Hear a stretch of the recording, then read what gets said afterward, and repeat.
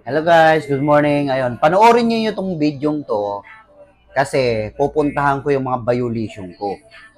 Meron kasing inano si Facebook na unsafe daw yung ginawa ko. Pero kasama ko lang doon is yung unggoy. Unsafe pala yung unggoy. Ito, para may matutunan kayo, ha? Panoorin niyo. Okay, mga palangga, ayan na. Titingnan ko yung ano ko, yung Facebook ko kasi ano may violation to eh. Ayan, violation yan. Pindutin lang natin to. Ayan o. Profile has issue. Ayan Ayan yun. Hugaw. Isang kuko eh.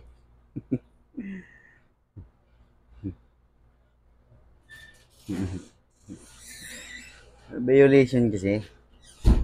Titingnan natin yung violation natin, ha? Ito, violation ko yan. Matagal na yun eh. Marami yan. Kaya yung video ko, medyo hindi nasishare masyado ni Mita. Ayaw ni Mita. Ayan o. Kaya, ayan, sa ano pa matatapos? May 8. Nasa 8 pa. Pero, meron akong nakita dito. Ayan.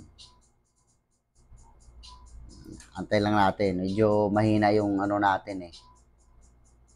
Mahina yung signal natin. Saan ba mas maganda?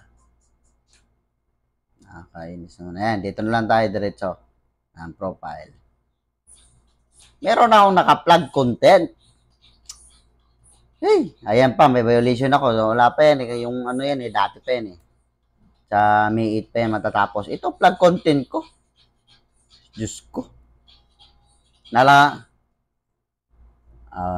Balik muna natin. Nakalagay dyan is, create a post that was flagged as unsafe. Ano ko yung unsafe dito?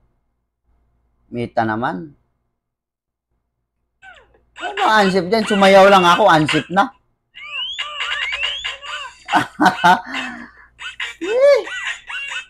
Babaliw na. Unsafe ba yan? Oh, safe nga yan may lumabas pa na unggoy Hindi naman ako Grabe naman, napaka-arte ni Mita mo. Diyos ko, dalawa yan. Kasi dalawa yan Sa reels ko at saka yan. Unsafe daw, nakalagay.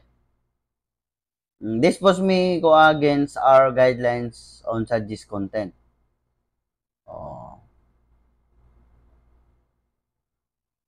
Ay, ko, unsafe pala to. Dapat pala, hindi ko na inano yung unggoy na hype na unggoy na yun. At di ko na nilagay yung unggoy hype na yun. Unsafe pala yung unggoy na yun. Yan ha? No, alam nyo na kung paano mag-ano sa papunta dun sa mga violation nyo. Tingnan nyo Panoorin nyo kasi, hindi yung nanonood ka lang, scroll ka lang, scroll. Tapos doon ka sus!